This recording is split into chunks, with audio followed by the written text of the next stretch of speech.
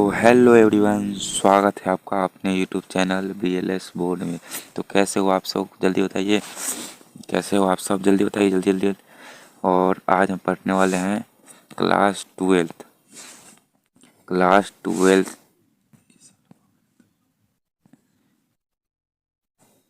तो आज हम पढ़ने वाले हैं क्लास 12 का केमिस्ट्री। केमिस्ट्री में पढ़ने वाले क्लास 12 का सब्जेक्टिव क्वेश्चन है हमारा। और इसे 5 नहीं बबुआ, पूरे पूरे के पूरे 20 अंक का क्वेश्चन आएगा इस वीडियो से। सिर्फ इसी वीडियो से 20 अंक का पूरा क्वेश्चन आने की संभावना है। तो इसको भी ध्यान में रखिएगा। और पूरे इम्पोर्टेंट क्वेश्चन लाए हैं, इसको ध्यान में रखिएगा। 20 अंक पक्का करें। और ये हमारा केमिस्ट्री का कुछ चित्र बनाया गया है आगे पीछे। तो चलिए देर न करते हुए क्लास को शुरू करते हैं। और क्लास को शुरू करने से पहले आप लोग से एक रिक्वेस्ट है कि आप लोग चैनल पे नए आए हैं तो चैनल को सब्सक्राइब जरूर कीजिएगा और बेल आइकन को ऑल पे प्रेस कर दीजिए। तो चलिए क्लास को शुरू करते हैं। तो आइए प्यारे बच्चों, आज का हमारा फर्स्ट क्वेश्चन है। तो फर्स्ट क्वेश्चन यहाँ पे दिया गया है बिंदु दोष। बिंदु दोष को परिभाषित करें। तो बिंदु दोष क्या होता है उसे परिभाषित करना है। तो हमारा बिंदु दोष यहाँ पे दिया गया है, जब किसी क्रिस्टलीय ठोस के आवर्त अवयवी कण अलग अलग जगहों पर विलुप्त हो जाते हैं। जब किसी क्रिस्टलीय ठोस के अवयवी कण अलग अलग भी जगहों पर विलुप्त हो जाते हैं तो ठोस में एक दोष उत्पन्न होता है जिसे बिंदु दोष कहते हैं प्यारे बच्चों, बिंदु दोष। और ये यहाँ पे इसका चित्र बनाया हुआ है, देख सकते हैं। यहाँ पे एक चित्र बनाया हुआ है, उसके माध्यम से यहाँ पे एक नहीं है तो ये विलुप्त होकर अलग चला जाएगा, तो इसे बिंदु दोष कहेंगे। ठीक है, तो चलिए अगले क्वेश्चन की ओर चलते हैं। हमारा अगला क्वेश्चन दिया गया है, ये लग गया। तो अगला क्वेश्चन हमारा दिया गया है, शॉर्ट की दोष तथा फ्रेंकल दोष के बीच अंतर क्या है। तो शॉर्ट की दोष तथा फ्रेंकल दोष के बीच हमारा अंतर हो जाएगा। यहाँ पे उत्तर लिखा गया है, शॉर्ट की दोष तथा फ्रेंकल दोष के बीच अंतर। तो अंतर में हमारे 2 भाग में इसको डिवाइड किया गया है। और फर्स्ट में देखते हैं शॉर्ट की दोष। शॉर्ट की दोष की इसमें समान संख्या में धन आयन एवं ऋण आयन विलुप्त हो जाता है। तो इसमें फर्स्ट में हमारा डिफिनेशन दिया गया है, तो कि समान संख्या में धन आयन एवं ऋण आयन विलुप्त हो जाते हैं तो हमारा शॉर्ट की दोष बनता है। और फ्रेंकल दोष में देखते हैं, फ्रेंकल दोष में इसमें धन आयन विलुप्त होकर अंतराकाश में चला जाता है तो हमारा फ्रेंकल दोष कहलाता है। ठीक है, शॉर्ट की दोष में देखते हैं, शॉर्ट की दोष के कारण घनत्व में कमी आ जाता है, लेकिन फ्रेंकल दोष के कारण घनत्व में उसके कोई परिवर्तन नहीं होता है और इसका स्थायित्व एवं चालकता बढ़ता है। शॉर्ट की दोष का। और इसका चालकता बढ़ता है एवं स्थायित्व घटता है फ्रेंकल दोष का। इसका चालकता बढ़ता है तथा स्थायित्व घटता है फ्रेंकल दोष का हमारा हो जाएगा। और इसमें धन आयन एवं ऋण आयन का आकार लगभग समान होता है। तो इसमें शॉर्ट की दोष में हमारा धन आयन एवं ऋण आयन का आकार लगभग समान होता है, लेकिन ये हमारा फ्रेंकल दोष में हो जाएगा जब ऐसे ठोसों में पाया जाता है जिसके धन आयन एवं ऋण आयन का आकार में बहुत अंतर होता है। ठीक है, तो चलिए अगले क्वेश्चन की ओर चलते हैं। हमारा अगला क्वेश्चन हो जाएगा, अगला क्वेश्चन हमारा 3 नंबर क्वेश्चन दिया गया है, संप्रासरी क्या है, संप्रसारी विलयन किसे कहते हैं। संप्रसारी विलयन या घोल किसे कहते हैं, ये हमारा एक्स्ट्रा ऐड हो गया है, इसको मैं हटा ही देता हूँ, ये रहेगा तो बच्चों को डिस्टर्ब करेगा यहाँ से। अच्छा रहने दो। तो हमारा उत्तर दिया गया है, यहाँ पे उत्तर हो जाएगा, स्थिर ताप पर जिन 2 विलयनों का परासरण ताप समान होता है उसे संप्रासी विलयन कहते हैं। स्थिर ताप पर जिन 2 विलयनों का परासरण ताप समान रहता है उसे संप्रासी विलयन कहते हैं। जैसे π1 बराबर π2, तो हमारा π1 और π2 समान है। RTC1 बराबर RTC2 ये भी समान है, और C1 बराबर C2 ये भी समान है, और M1 बराबर M2 मतलब मोलरता मोलर द्रव्यमान के समान होता है ये। ठीक है, तो ये हमारा संप्रासरी दाब हो जाएगा। तो आगे क्वेश्चन देखते हैं। हमारा अगला क्वेश्चन हो जाएगा, राउल्ड, 1 मिनट, 4 नंबर हमारा क्वेश्चन दिया गया है, राउल्ड लॉ क्या है। वो ये तो इंग्लिश हिंदी सब फेट हो गया। राउल्ड का नियम किसे कहते हैं व्याख्या करना है हमें। राउल्ड का नियम तो इसके लिए हम आ जाएंगे, उत्तर यहाँ पे दिया गया है। वाष्पशील द्रव्यों के विलयन प्रत्येक घटक का आंशिक वाष्प दाब उसके मोलों के समानुपाती होता है। वाष्पशील द्रव्यों के विलयन में प्रत्येक घटक का आंशिक वाष्प दाब उसके मोल अंश के समानुपाती होता है। माना कि द्विआंगी द्रव्य विलयन में पहला एवं तथा दूसरा घटक आंशिक दाब एवं वाष्प दाब P1 और P2 इसके एक मोल क्रमशः, ये हमारा एग्जाम्पल के लिए नीचे बताया गया है। तो देखते हैं क्या है। तो ये हमारा आ जाएगा P1 समानुपाती होता है x1 के, और P1 is equal to P01 into x1 हो जाएगा, P01 इंटू x1 हो जाएगा। चलिए अगला क्वेश्चन देखते हैं। हमारा अगला क्वेश्चन हो जाएगा, जहाँ P01 नहीं, उसी का थोड़ा आगे से है, जहाँ P01 शुद्ध अवस्था में पहला घटक वाष्प दाब है। हमारा P01 जो है शुद्ध अवस्था में पहला वाष्प दाब है, और दूसरे घटक के लिए P2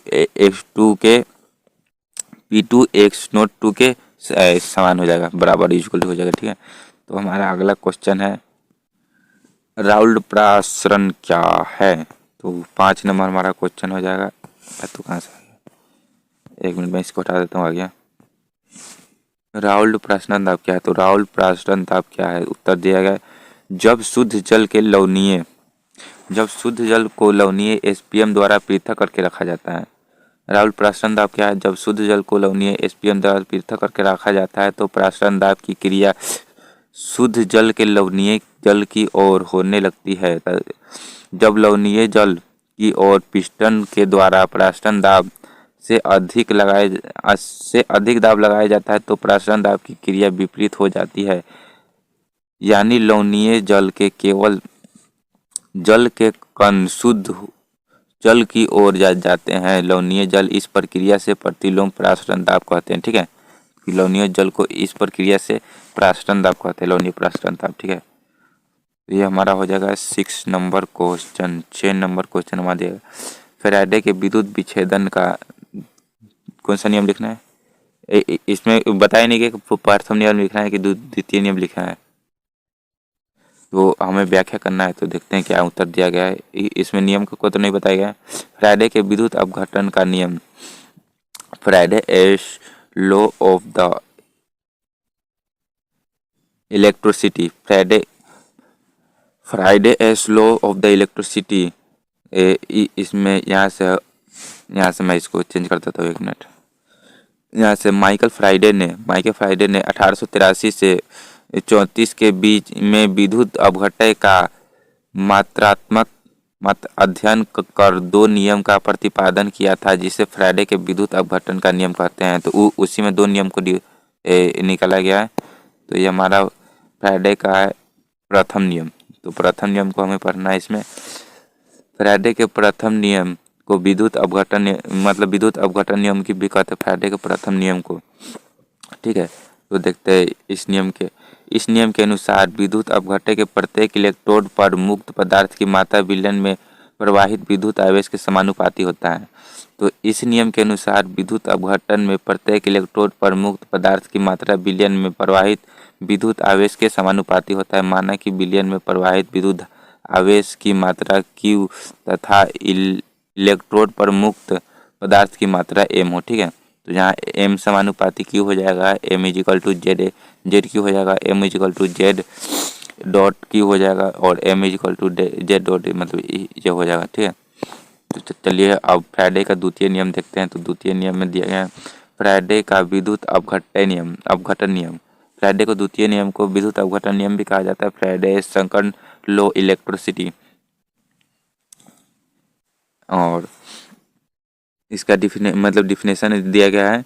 इस नियम के अनुसार विभिन्न प्रकार के विद्युत अपघटन के विलयन को श्रेणी क्रम में सजाकर समान विद्युत धारा समान समय के लिए प्रवाहित किया जाता है, तो इलेक्ट्रोड पर मुक्त पदार्थ की मात्रा उसके तुल्यांकी भार के समानुपाती होता है। ठीक है, तो इस नियम के अनुसार विभिन्न प्रकार के विद्युत अपघटन के विलयन को श्रेणी क्रम में सजाकर समान विद्युत धारा के समान प्रवाहित किए जाए। इलेक्ट्रोड पर मुक्त पदार्थ की मात्रा के तुल्यांकी भार के समानुपाती होता है। और माना कि ये हमारी डिफिनेशन है, तो ये इतना जो मतलब उसका बनाया गया है, तो ये हमारा जो 5 नंबर में आएगा उसके बाद ही बनाएंगे, 2 नंबर में इसको बनाने की कोई आवश्यकता नहीं है। तो चलिए क्वेश्चन नंबर 7 देखते हैं। तो 7 नंबर में हमारा कौन सा क्वेश्चन है देख लेते हैं पहले। लवण सेतु क्या है, इसका उपयोग को लिखे। हमें लवण सेतु के उपयोग को लिखना है, तो उत्तर दिया गया है लवण सेतु।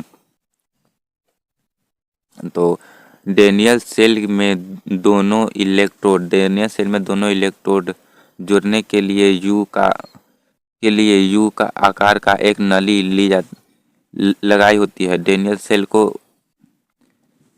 यू आकार का नली लगाई जाती है, जिसे हम लवण सेतु कहते हैं। तो ये हमारा डेनियल सेल में 2 इलेक्ट्रोड पर जोड़ने वाली यू आकार की नली लगी होती है, जिसे डेनियल सेल कहते हैं। और लवण सेतु में अगार या जिलेटिन, कार्बोक्सिलिक अम्ल या ये NH4 है, NH3 शांत विलयन भार रहता है। ठीक है, ये हमारा उसी का नेक्स्ट पार्ट है, 7 नंबर का है।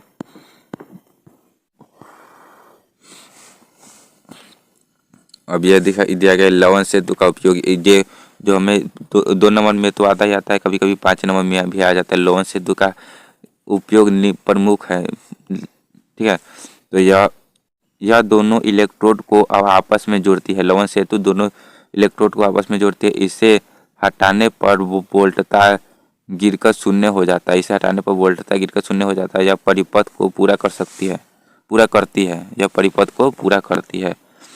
हमारा 8 नंबर होगा समांगी एवं विसमांगी।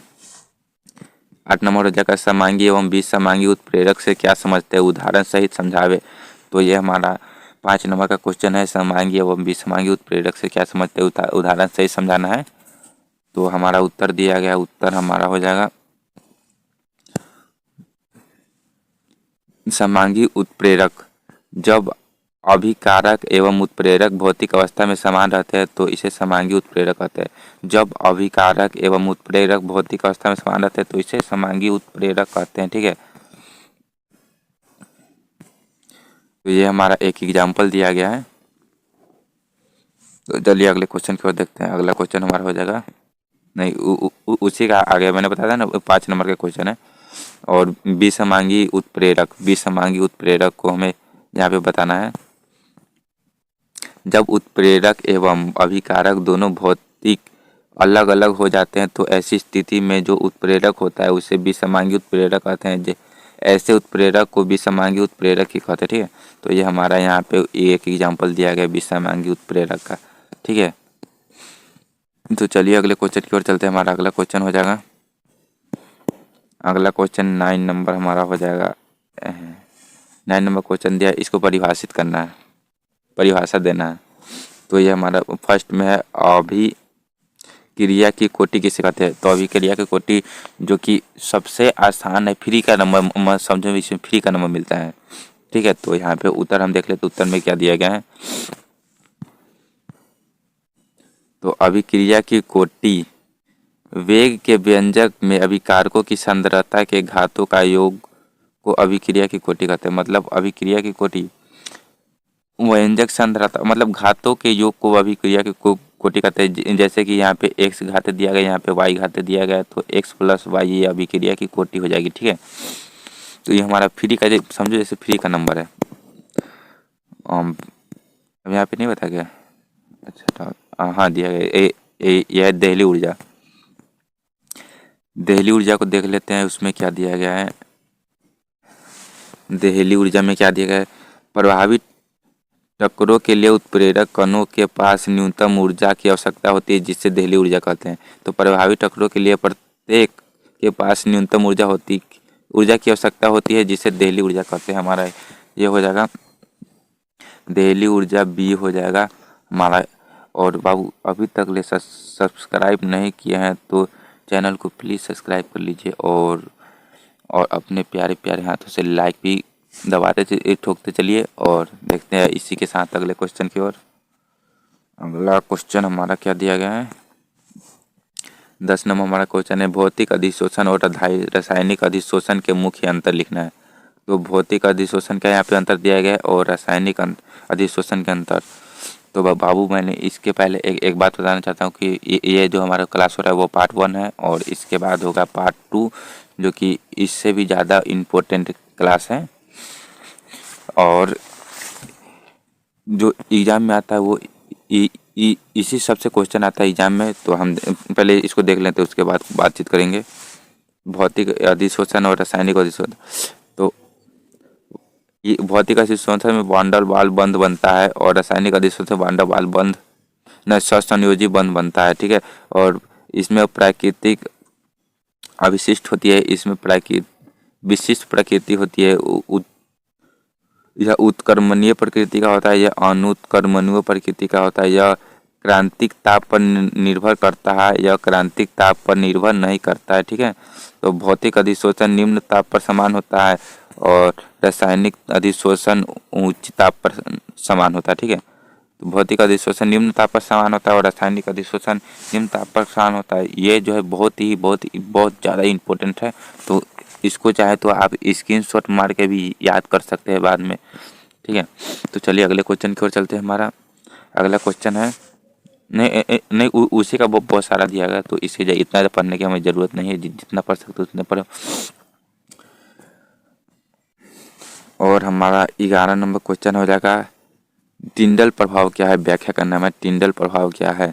तो टिंडल प्रभाव, जब अंधेरे में रखे गए कोलाइडी विलयन के प्रकाश को गुजारा जाता है तो कोलाइडी कण टकरा कर प्रकाश की प्रकीर्णन जिसके कोलाइडी विलयन में प्रकाश का पथ स्पष्ट रूप से दिखाई देने लगता है, इसी घटना को टिंडल प्रभाव कहते हैं हमारा।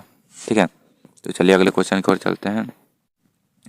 और अगला क्वेश्चन है 12 नंबर हमारा क्वेश्चन हो जाएगा झाग लवन विधि से किस प्रकार के अयस्कों को सांद्रित किया जाता है। झाग लवन विधि से किस प्रकार के अयस्कों को सांद्रित।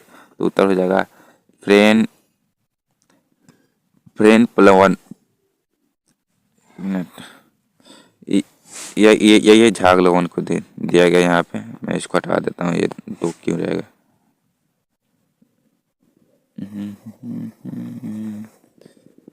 एक मिनट मैं इसको हटा देता हूँ। तो ये हमारा हो गया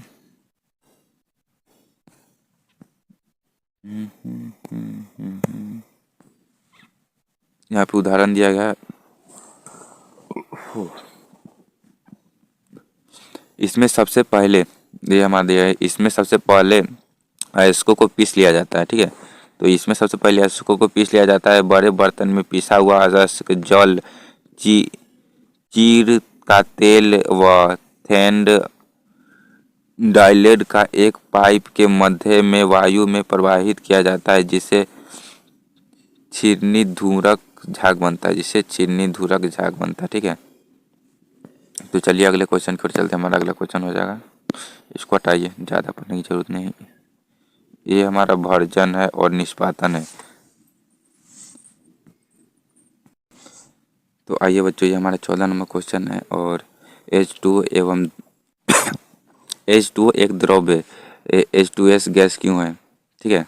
तो जल एक द्रव्य तथा H2S गैस क्यों है। ठीक है। तो ये हमारा उत्तर दिया गया है क्योंकि H2O के अणु के बीच H बॉन्ड पाया जाता है, हाइड्रोजन बॉन्ड पाया जाता है। ठीक है। तो H2O के अणुओं के बीच हाइड्रोजन बॉन्ड पाया जाता है जबकि H2S के बीच हाइड्रोजन बॉन्ड नहीं पाया जाता है। इसलिए H2O द्रव तथा H2S गैस है। ठीक है। तो ये हमारा यहाँ पे एग्जाम्पल के रूप में समझाया गया है, तो इसको देख के आप समझ सकते हैं।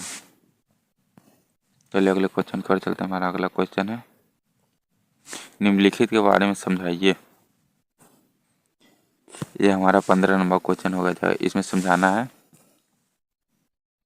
ऐसे ही बाबू आपको 5 नंबर में मिलेगा और इसमें बता देगा कि निम्नलिखित को समझाइए। ठीक है। तो ऐसे ही आपको इसको समझाना पड़ेगा।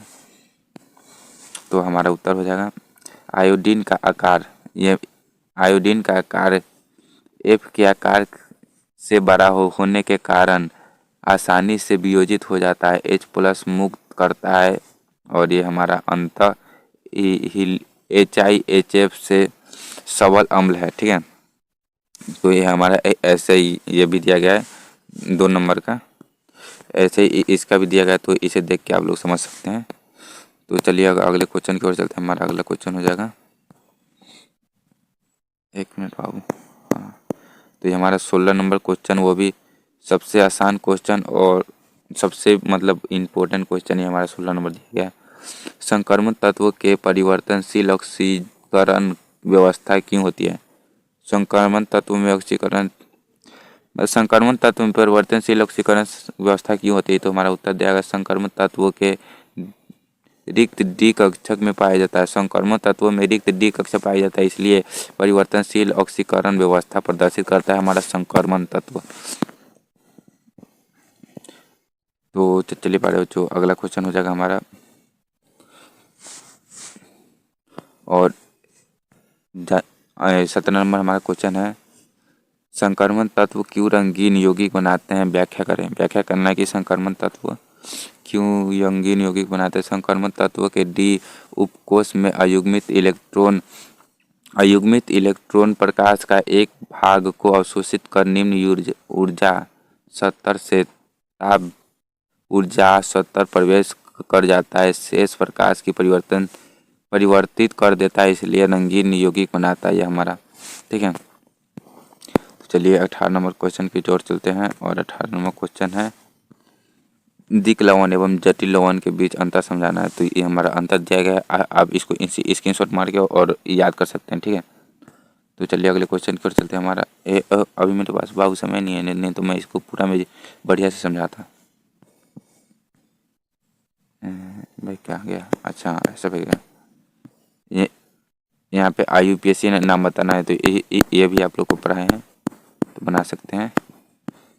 तो आइए बाबू, आज के लिए इतना ही, और नीचे और भी कोई क्वेश्चन दिया गया है तो ये हम अगली क्लास में पढ़ाएंगे। और बाबू लोग